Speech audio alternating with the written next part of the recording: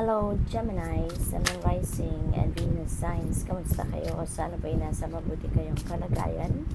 Welcome back po sa Star Tarot. Kung bago kayo rito, welcome din kayo. Thank you sa inyong support.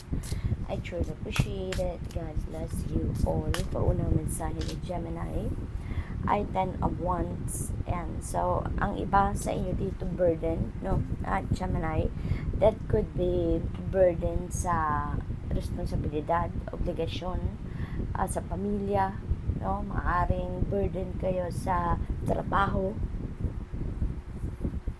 maaaring overwork kayo, no? Maybe you're working long hours, maybe mabigat, no, ang dinadala na ninyo sa dibdib ninyo, maaaring ganon. It could be related to emotional aspect, no? Pero ganun pa man, parang sa ngayon mag-iisip kayo or gagawin ninyong maaliwalas at magaan na ang inyong sitwasyon. May realizations ng iba sa inyo dito, Gemini, na it's about time na to release, no, yourself from this burden. Kasi maaaring matagal na itong nangyayari, matagal na kayong nagtitiis sa ganitong sitwasyon. Kaya maaaring ang gagawin ninyo dito is you're going to cut the cords na between you and whatever this is na nagkukos ng kabigatan, no, sa buhay ninyo.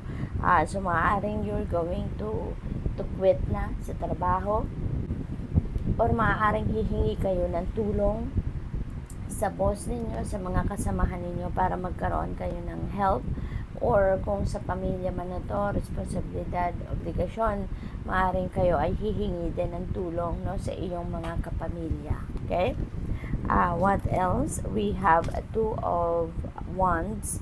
Dito naman sa Two of Wands, this is planning stage, no? Maaaring may mga plano na kayong gusto nyo nang isa katuparan sa ngayon, sorry.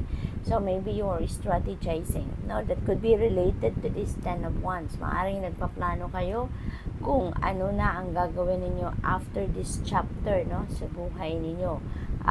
Maganda rin dito sa Two of Wands kasi habang kayo ay nagpaplano, habang kayo ay nagdidiskarte kung ano yung gagawin na ninyong sunod, may mga opportunities na, no? May mga opportunities, may mga dumadating na dito na mga oportunidad, posibilidad na makakatulong sa inyo kung papaano ninyo maisasakatuparan yung inyong mga plano dito, no?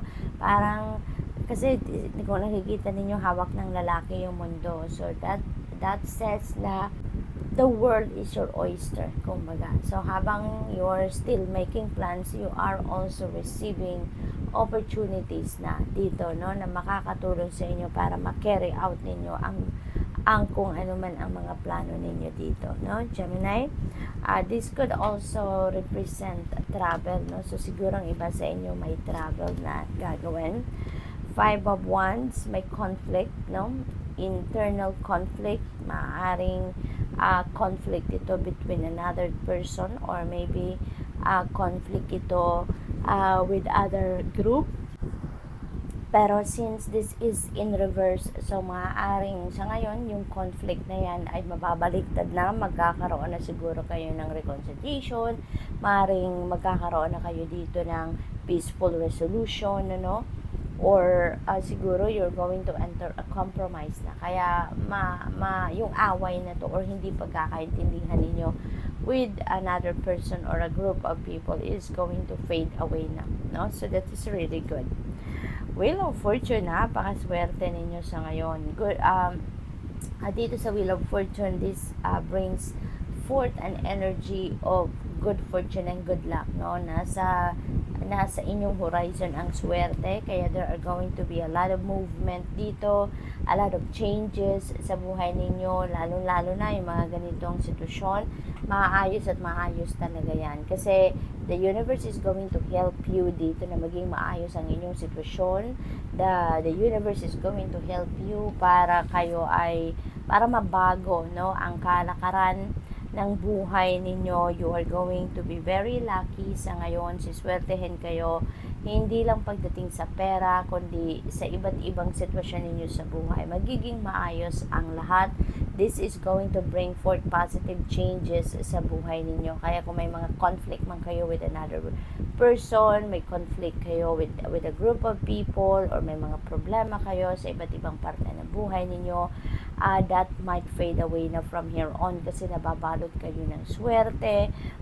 Things are going to be all right na, no? Unti-unti. Hindi naman ito magiging instant, but at least, you are going to start now, no? Na makikita ninyo na magbabago na ang inyong sitwasyon. Merong destiny dito, no? Destiny is at play dito. Kaya kung saan kayo dapat makarating, anuman ang dapat, no, na maging sitwasyon ninyo, yun ang mangyayari, no? Kaya continue on with what you are doing. Pakinggan ninyo lagi ang inyong intuition as well, because for sure you are divinely guided kung ano na ang dapat ninyong gawin. Okay? We have Hermit energy. This is solitude, no? So posible ng iba sa inyo dito, inaanyayahan ng universe na magmuni-muni kayo, mag-reflection mode kayo, mag-introspection kayo, because now is the time that you need to focus on yourself. Now focus on your soul, no? Tap into your soul, tap into your heart. Kasi siguro naguguluhan talaga kayo, siguro marami din kayong iniindang problema, no? And sa pagmuni-muni ninyong ito, bibigyan kayo dito ng hint, bibigyan kayo dito ng guidance, illumination ng universe, and you will figure out kung paano ninyo malulusutan ng mga problema, paano ninyo masosolve ang inyong mga problema na pinagdadaanan sa ngayon. So you may need to do some kind of reflection, introspection, so that you can go deep within and you can listen to your soul. Okay? We have Three of Pentacles. There are people that are going to help you sa inyong mga pinagdadaanan sa ngayon, meron ditong support, meron support na parating sa inyo. Maaring yan ay siguro yung pagbabati ninyo with this group of people, or with another person na meron kayong hindi pagkakaintindihan. Maaring meron dito magiging mediator, merong magpapagitna sa inyo, kaya magkakayos kayo. So posibleng ganon. Kung sa trabaho naman ito, or career naman ninyo, maybe may mga collaboration dito na magaganap. Maaring meron ditong partnerships na magaganap din, at ito yung magiging simula na ng inyong success, with the help of other people, with the support of other people dito coming your way, mapapabilis ang pag-akyat ninyo sa ladder of success. So good luck.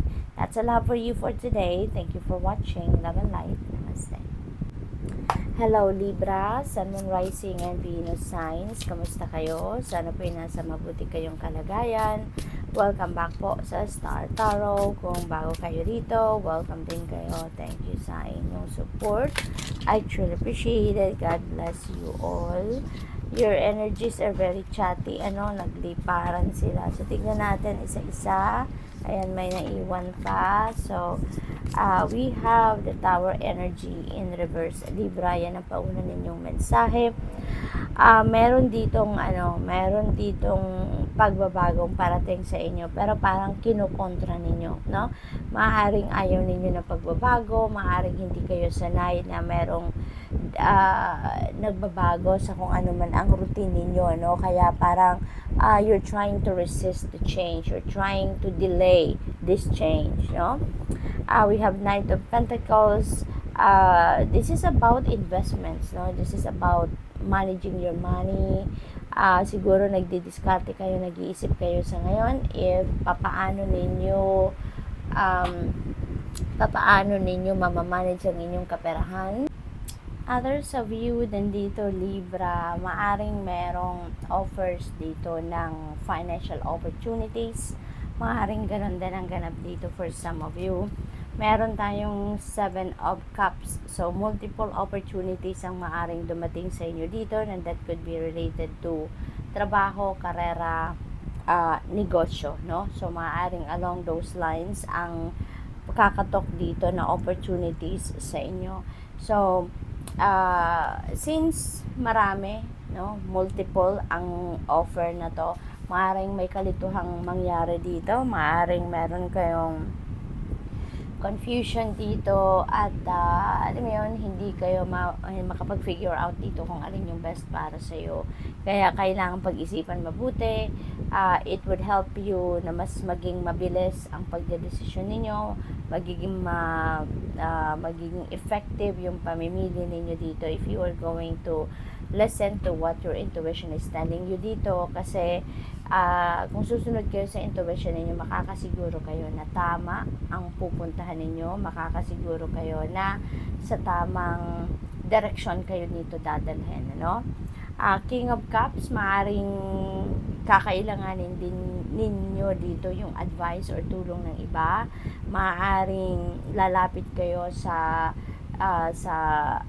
isang tao na makakapagbigay sa iyo ng advice. Maaring isa itong leader, maaring isa itong boss, manager, mga taong nasa mataas na position sa trabaho. Maaring ito yung hihingian ninyo ng tip or hihingian ninyo ng advice regarding siguro dito sa mga financial offers na matatanggap ninyo, no? We also have Knight of Cups. There is an offer of friendship dito. Maaring meron kayong makikilala na bagong kaibigan. Maybe you are making new friends. Maybe you are making new connections dito, no? At posible din ang iba sa inyo dito, offer of love naman ang makukuha ninyo dito. Maaring merong magbibigay sa inyo or maaring merong magpo-propose dito sa inyo, no? Kung nasa relationship na kayo, maaring may marriage proposal dito, or siguro merong maliligaw, no? Maaring merong mag-aaya sa inyong lumabas, mag-date, something like that. We have the Devil in reverse. And so yung Devil energy na to, this is a Capricorn energy. Kaya maaring you are dealing with a Capricorn a person sa ngayon. Since this is in reverse also, this is really good kasi you are regaining control of yourself, no? Kasi parang nalubog kayo dito, no? Nalubog kayo dito sa restrictive energy. Maaring ito ay kunyari addiction, no? An addiction naman napaka-broad, napakadaming addiction to love, addiction to vices, addiction to shopping, or kung ano-ano pa, 'di ba? Depende sa inyong sitwasyon. Maaring ang iba sa inyo nalubog kayo sa ganong sitwasyon, but ngayon yung willpower ninyo, ito meron tayong Knight of Pentacles, ayan. So parang papaandarin ninyo dito yung inyong willpower, mas papaganahin ninyo ngayon yung inyong willpower, kaya parang gugustuhin ninyong umalis na sa addiction na to or sa kung ano man ang sitwasyon na nagre-restrict sa inyo. You're going to break free, no, from that, at papaganahin ninyo dito yung inyong lakas na loob, tibay ng dibdib, at saka yung willpower ninyo. Yun ang papairalin ninyo sa ngayon, no? So magkakaroon na kayo dito ng detachment from this energy, so which is really good kasi magiging malaya na kayo na gawin talaga yung gusto ninyong gawin, na hindi na kayo napipigilan ng kung sino man or ng kung ano pa man, no? We have 10 of Pentacles. This is really good, no? Pagdating naman sa usaping pamilya, kaperahan ng pamilya, savings, mga ganon, no? Dito parang sa ngayon masasabi nyo na nakapag-ipon na kayo, no? You would be able to say na nakapag-save na kayo for financial future. Masasabi nyo na dito na mapoprovide nyo na financially kung ano man ang kailangan ng inyong pamilya, hindi lang for the short term but for the long term, no? Meron din ditong wealth na maaring dumating pa sa inyo. Posibleng may ganong opportunity din na lumapit pa sa inyo, This is also about inheritance, no? About family legacy. Maaring it's all about money, no? Ang uusapan ng iba sa inyo dito para sa inyong pamilya. So, good luck. That's all I have for you for today. Thank you for watching. Love and light. Namaste. Hello Aquarius, Sun, Moon, Rising and Venus signs. Kamusta kayo? Sana po'y nasa mabuti kayong kalagayan. Welcome back po sa Star Tarot. Kung bago kayo dito, welcome din kayo. Thank you sa inyong support. I truly appreciate it. God bless you all. Paunang mensahe ni Aquarius ay 5 of Cups. Ayan, so dito sa 5 of Cups, there is grief, no? There is sorrow na nararamdaman kayo, disappointment, or maaaring despair, no? Kasi siguro kung ano man yung ina-expect ninyo dito, siguro hindi dumating, hindi nangyari, hindi nag-come to fruition, kaya nalulungkot kayo, no? You are focusing on whatever it is that you don't have, no? Sa ngayon, kaya nakatungo yung lalaking ito, nakatingin sa kung ano ang wala siya, no? Kasi spilled milk na, kumbaga ang meron siya ngayon, pero hindi niya nare-realize na meron pa siyang 2 cup, no, na nasa behind him. Pero hindi niya yun napapansin kasi mas focused siya doon sa kung ano ang nawala sa kanya or kung ano yung wala sa kanya, no? Kaya kitang-kita ng ang sinisignify ng energy na to is do not focus on what you don't have, no? Mas mag-focus kayo sa kung ano ang meron kayo. Kasi you never know, no? Kung ano ang laman ng cup na to, yun yung magdadala sa inyo ng swerte. Hindi niyo alam, baka nandiyan lahat, no? Ng kung ano man ang minimithi ninyo na mas mabuti pa, mas maganda pa kaysa doon sa kung ano yung ina-expect ninyo. Okay? We have temperance, patience, diba? Patience ang hinihingi sa inyo dito at saka balance. No, ibalik niyo yung balance sa sarili ninyo, Aquarius. Yun ang panawagan sa inyo ng temperance energy. Okay? Doon tayo sa kung ano lang ang positibo. Bigyan natin ng pagkakataon ng sarili natin makapag-bounce back, no? Sa kung ano man ang mga nawala ninyo or kung ano man yung hindi dumating sa inyo, kung ano man yung frustration na nararamdaman ninyo. You always have the opportunity to bounce back sa ganyang sitwasyon. Okay? We have 10 of Cups. Ayan, so dito naman sa 10 of Cups, this is happy family. This is domestic bliss, no? There is domestic harmony dito, so napakaganda. Magkakaroon dito ng family reunion, meron ditong celebration ng pamilya, no? Yung mga ganon. Kaya masaya, magiging masaya ang sitwasyon ninyo sa ngayon, Aquarius. The Magician energy. Ayan, so dito sa Magician energy, no, there will be no procrastination anymore, no? Magkakaroon na kayo dito ng lakas ng loob, magkakaroon na kayo dito ng willpower, at gagawin nyo na dito kung ano yung dapat ninyong gawin. Gagawin nyo na dito kung ano man ang mga kailangan ninyong gawin, no? So this is about manifestation, no? Manifesting whatever it is that your heart desires. You're going to start something new, you're going to start something fresh dito sa buhay ninyo. What else? We have 9 of Cups, napakaganda, napakasaya. Kasi 9 and 10, so talagang papunta kayo doon sa happiness, no? Magiging masaya kayo dito kasi magkakaroon ng masayang sitwasyon ng pamilya, and of course, maaaring yan ang minamanifest ninyo na magkaroon kayo ng isang masagana at masayang pamilya, at maaaring yan talaga, no, ang parating sa inyo. You are also going to manifest, no, your heart's desires dito. Your wish is coming true. Maaring yung wish na to, personal ninyong wish, or maybe wish yan ng pamilya. Whatever the case may be, merong wish dito na magka-come to fruition. Kaya magiging masaya kayo, pati na rin ang inyong pamilya. We have Ace of Pentacles. When it rains, it pours talaga, Aquarius. Napakaganda. Kasi there is a new beginning dito sa buhay ninyo, no? And that is related to your kaperahan aspeto, no? This is a new beginning in your finances. This is a new beginning in your trabaho siguro, in your career, in your negosyo, Maaaring merong magbubukas dito ng bagong money path sa inyo, new source of income. So, napakaganda. Iba't ibang klaseng opportunity ang maaaring dumating pagdating sa kaperahan. Ano? This is very abundant and prosperous energy, Aquarius. Kaya mababago dito ang inyong sitwasyon pangkaperahan. Magiging maluwag na ang lagay ng inyong pera.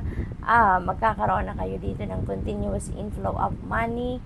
At magkakaroon na kayo dito ng financial security and stability, no? Yung financial landscape ninyo dito ay mababago at gaganda na, at kung ano yung kailangan ninyong pera, yan ay makukuha nyo na, no? So, good luck. That's all I have for you for today. Thank you for watching. Love and light. Namaste.